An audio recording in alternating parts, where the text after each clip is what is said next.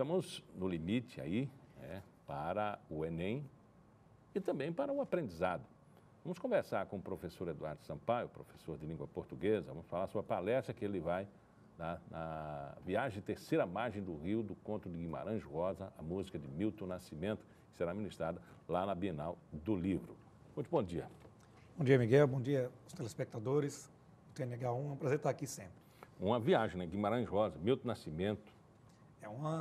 Justamente é o título, né, da palestra, que é uma viagem à Terceira Margem do Rio.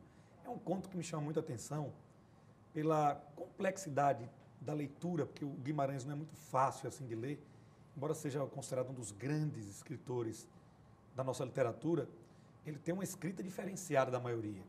Então, como Clarice Lispector, por exemplo, tem a sua marca própria na linguagem. Muita gente acha estranha a escrita de Clarice porque ela foge, ela volta.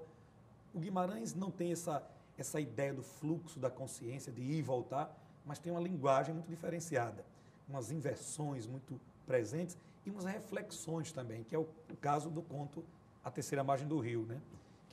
Resumindo a história, para quem não conhece o conto, é um conto de 5, 6 páginas, você encontra isso facilmente.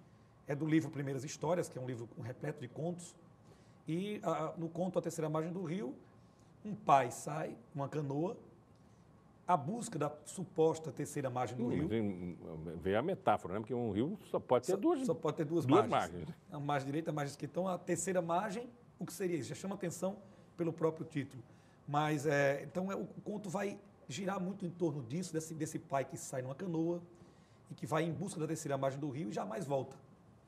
E que deixa a família, que deixa a casa, que deixa os filhos, aguardando o filho ficar à margem do rio, de onde ele partiu, e ele jamais voltou para aquela margem. E fica todo o mistério. O que ele quis dizer com a terceira margem do rio?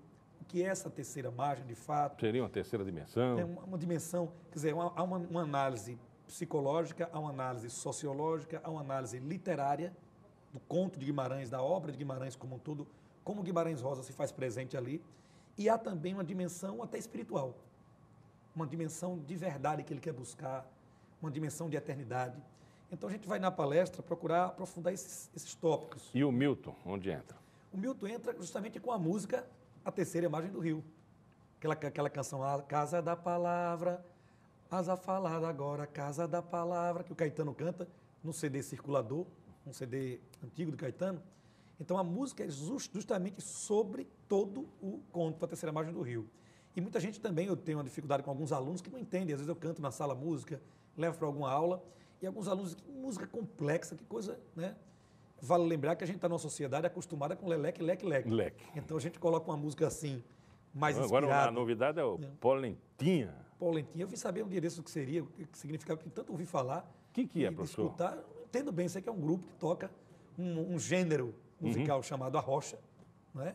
É um gênero musical, mas assim, não conheço bem de onde eles vêm e tal, a música deles. Mas são fenômenos que músicas que têm um certo prazo de validade. A explicação dele, do artista, né, do Polentinho, do Arrocha, que a gente não sabe se é o nome do grupo, se é o nome dele. Também tem algo assim que aí, né? Não revela. Né? É que quando ele cantava música de maneira mais séria, ele não fazia sucesso. Ele disse, agora vou entrar no Arrocha, no modismo, para ver se cola. Realmente é uma luta muito grande. Um músico hoje no Brasil ter uma música de dimensão literária, ter uma música com a letra mais apurada e ter destaque. Isso é quase um paradoxo na sociedade atual. No caso do Milton Nascimento, a coisa é inegável, né? Então, depois de muito talento, de muito reconhecimento, ele compôs A Terceira Margem do Rio, que trata, como eu falei, justamente do conto de Guimarães. E aí, na palestra da Bienal, no sábado às 4 da tarde, a gente vai fazer justamente essa ponte entre o conto e a música. Quais são os elementos da música de Milton Nascimento que, de fato, se encontram ali no conto? O que ele supostamente acrescentou? Como ele uniu os fatos, as 5, 6 páginas de conto, em 4, 5 estrofes de canção? Como ele resumiu? Qual foi a visão que Milton deu à interpretação daquele conto? Que outras pessoas que lessem ou que leram aquele conto poderiam ter dado outras interpretações. Porque o Milton destacou aquele fato, aqueles tópicos específicos. Então, são elementos que nós vamos trabalhar nessa palestra na Bienal. Como o senhor tem um compromisso de ensinar português, né, de trazer a luz, a literatura, e esse é um compromisso nessa palestra lá.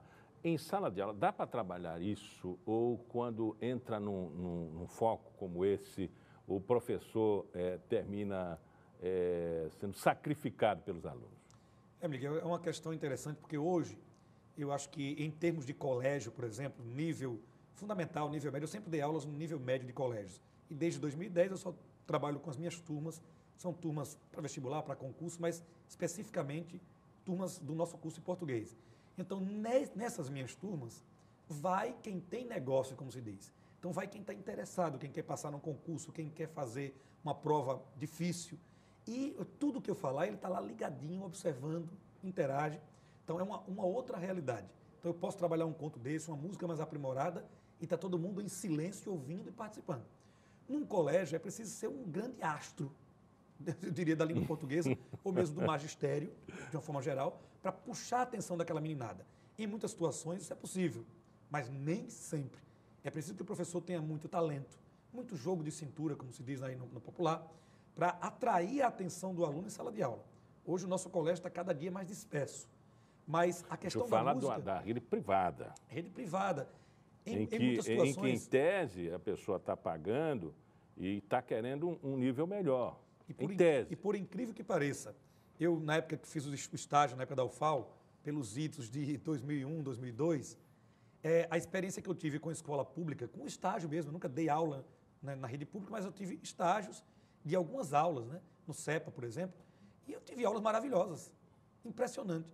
Os colégios, eu até brinco com alguns colegas que parece que quanto mais ricos, piores, porque as aulas são extremamente dispersas muitas vezes. Então, é como eu disse, é preciso ser um artista para segurar aquela turma. Então, o interesse não é assim tão diferenciado em relação à escola pública. Isso é relativo, é preciso ter uma pesquisa maior, mais ampla para a gente dizer isso. Uhum. Mas, assim, é preciso... A música, eu ia dizer assim, é um instrumento que ainda atrai. E muitos professores quando a gente estão coloca usando na aula, esse mecanismo. Eu não gosto, por exemplo, de músicas, como alguns professores costumam fazer, eu não condeno também, mas, assim, de utilizar a música como uma paródia. E pega uma música famosa e coloca as letras daquele conteúdo, ou de português, ou de biologia, ou de química e tal. Eu gosto da própria música. É pegar a música do Caetano, a música do Djavan e trabalhar a própria canção no que ela já traz. É uma canção, por exemplo, do Djavan, que fala do açaí, né? Açaí, guardiã, zum de besouro, um imã. Branca é a tez da manhã. Eu vi num dia desses, num canal fechado também, televisão, um comentarista num programa da tarde falando que essa seria uma música nonsense, uma música nada a ver. Inclusive estava dando o prêmio Açaí. Eu imaginei, que ignorância, porque como não tem... É preciso mergulhar no mundo do poeta. No caso do Djavan, Açaí, guardiã, quem é do norte do Brasil... E patrocinado, hein? Hein? Patrocinado, prêmio Açaí. Era um prêmio Açaí e tal. Era o Arthur Chechel fazendo isso. Então, ele seria um cara de renome nacional. Ele falando sobre o prêmio nada a ver, quer dizer, o prêmio era Açaí. Mas veja que ignorância. Porque Açaí, guardiã, todo mundo que é do norte do Brasil, que é do Pará, que é da região amazônica, sabe que o açaí é uma fruta guardiã, guardiã da subsistência, guardiã da vida daquele povo. Zum de besouro, um imã. Quem percebe um zum de besouro e não olha na hora? Eu quero dizer quem passa um besouro aqui, você olha na hora. Zum. Então, zum de besouro, um imã. Branca é a tez da manhã, é a face da manhã, é o dia clareando. É preciso ter uma noção poética para juntar as coisas, obviamente. E só um poeta para ver essa cena do besouro no açaí, no horário em que ele tem a cor da manhã, né? Exatamente, quer dizer, não até pessoas esclarecidas, né, como eu disse, jornalistas, outras, ou até professores, no âmbito nacional, cometem esse tipo de deslize, quer dizer que a música não tem a ver. A literatura não tem a obrigação de ter a ver, primeira coisa. Então, o texto literário, as próprias músicas que refletem a literatura não têm a obrigação de fazer com que todos entendam o que ele está querendo dizer. Diante desse exemplo aí, de um jornalista, né, de um apresentador, e aquilo que o senhor experimentou em sala de aula, mesmo que de forma passageira, e sua vida no colégio e depois no curso, já que estamos na proximidade do Enem, como é que esses adolescentes chegam ao Enem? Bom, o adolescente chega hoje ao Enem com uma ideia muito mercantilizada, eu diria. Muitos deles vão ao Enem pensando naquele curso sonhado, né, observando a sociedade, o que é que ela espera dele, e aqueles famosos chavões do vestibular, medicina, direito, engenharia, ainda chamam muito a atenção do jovem. O conteúdo realmente, o estudar para aprender, para mergulhar naqueles conteúdos todos, fica um pouco de lado, infelizmente. É uma coisa muito mais mercantilista, muito mais de acertar, de pegar bizu. E isso não é bom para a educação. O Enem, até certo ponto, elimina um pouco essa ideia conteudística. Ele parte muito para as competências, para analisar se o aluno tem competência ou não, tem habilidade ou não para determinados assuntos, para resolver determinadas situações. Então, o Enem, até certo ponto, ajuda o ensino nesse sentido. Em vestibulares mais tradicionais, por exemplo, da nossa Uncisal, pela COPEV, ou de outros vestibulares que não aderiram ainda ao Enem, há conteúdos muito mais marcantes. Em português, em matemática, por exemplo, na área de linguagem, há muito um conteúdo gramatical, que o Enem deixa de lado até certo ponto, embora a competência 1 da redação, que vale 200 pontos, né, exija o domínio da norma culta. Este ano, por exemplo, com exigência maior em relação ao ano anterior, uma vez que nós tivemos problemas. Ano passado, com aquelas redações malucas, com receita de miojo, aquela coisa toda. Então, a exigência da norma culta vai ser um pouco maior.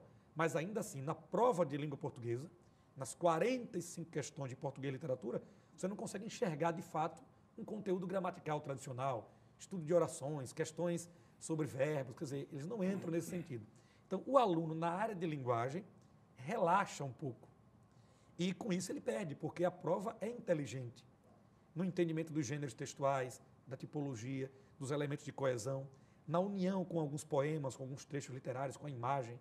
Então, o aluno sente quando pega a prova. E quando esse aluno é quanto mais visitante da rede social e não se preocupa muito com a linguagem, porque a rede social, a sua articulação com as pessoas, reduz muito as palavras, né? Porque não se escreve, e aí vem as dificuldades na hora da redação. Isso porque vem junto ou vem com acento? Se está no final, está no meio da frase. Mas para a escrita aqui do jovem é um P e um Q. Né? O mais é mais com I ou é um mais adversativo? É interessante, Miguel, que eu escuto muita gente falar que é uma influência muito grande dessa linguagem virtual. E uma experiência que eu tive em 2010, junto à COPEV, fazendo umas correções de redações da UFAL, do último vestibular fora do Enem, né? E eu peguei aproximadamente 800 a 1.000 redações, de 800 a 1.000 redações, para corrigir. E é impressionante como em 1.000 redações eu percebi apenas 3 ou 4 que de fato expressavam uma influência da internet. Coisa com carinha, do cidadão dizer que o estado de Alagoas era falando sobre o turismo, ele dizer que o estado não está muito bem e botar aquela carinha triste assim. Quer dizer, típico da internet. Mas nas outras 900 e tantas, eu não percebia tão diretamente essa influência. Então, parece que o aluno tem bem claro isso, que escrever num blog, escrever no bate-papo, escrever no WhatsApp, em alguma rede social é uma coisa, e escrever para uma prova oficial é outra. Então, o nosso aluno, impressionante, embora ele viva muito na rede, já foi até tema da UFAL, né, viver em rede no século XXI, embora viva muito nesses meios, na hora de escrever a prova oficial, ele tem consciência disso. É uma pena que em alguns colégios públicos, por exemplo, falte o professor de português, falte a orientação, e aí o aluno tende a misturar de fato. Mas em toda a rede particular e em boa parte da rede pública também, há orientação nesse sentido, que o aluno não escreva como ele escreve na internet. Então, embora pareça haver uma influência muito grande, a prática, na nossa correção, a gente percebe que não há essa influência tão Pelo grande. menos naquele aspecto, no vestibular. Então, no nesse dia a dia, ano, 2010? Foi 2010 para 2011, vestibular 2010, 2011. Então, até certo ponto, recentemente, nas redações que eu recebo também no meu curso, de muito aluno, muita gente, eu também percebo isso, a pouca influência. Então, a gente fala, todo mundo me pergunta essa ideia, essa história de que se influencia muito pela internet, pelas redes sociais. Mas parece, na prática, não haver Ele essa sabe aquele comprovação. compromisso não permite. Sabe que aquele gênero é diferente e que ele vai ter que se comportar naquele gênero com uma linguagem diferente. Professor, sua palestra na Bienal. No Quando sábado, vai ser? Sábado agora, dia 26, a partir das 4 horas, quem for participar, o aluno, né, aquele que for participar da palestra, pode chegar um pouco antes, não há uma inscrição para palestras, só para alguns minicursos na Bienal, que você tem que fazer uma inscrição preliminar.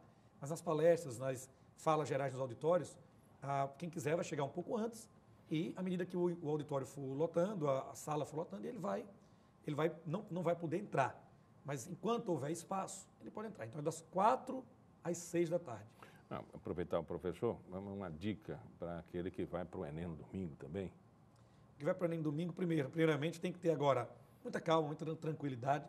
É aquilo que geralmente a gente passa nos cursos, os professores passam nos aulões, nos colégios, mas é que ele tenha um cuidado especial, né? Não quero puxar aqui a sardinha para a minha brasa, mas que ele tenha um cuidado especial diante da pontuação atribuída à língua portuguesa, que o Enem atribui um peso extremo à língua portuguesa e à matemática. A prova do domingo corresponde a mais de 60% do vestibular.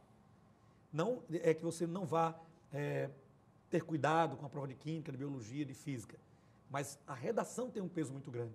E as 45 questões de português e literatura também têm um peso muito grande. Quando você junta redação e português e literatura, isso corresponde a quase metade do vestibular, 50%. Então, é preciso ter muita atenção a isso. Eu até indico para o nobre aluno que vai fazer o vestibular, que nos acompanha agora, que entre lá no nosso site, edusampaio.com, e veja algumas redações que estão lá, redações de alguns alunos recentes, as quais eu dei 1000, atribuí pontuação máxima. Uma redação recente que uma aluna Fayonara fez sobre causas e efeitos do trabalho informal. Há também uma redação modelo que eu escrevi junto com outro professor sobre a questão da maioridade penal, a redução da maioridade penal. Então é interessante que nesse momento final o aluno se concentre em bons textos, em ler bons textos em blogs, em sites de alunos, de escolas, de professores, mas que leiam bons textos para se concentrarem para essa prova do domingo, que é fundamental. Professor, muito obrigado. Muito obrigado, Miguel. Sempre à disposição. Bom dia. Bom dia.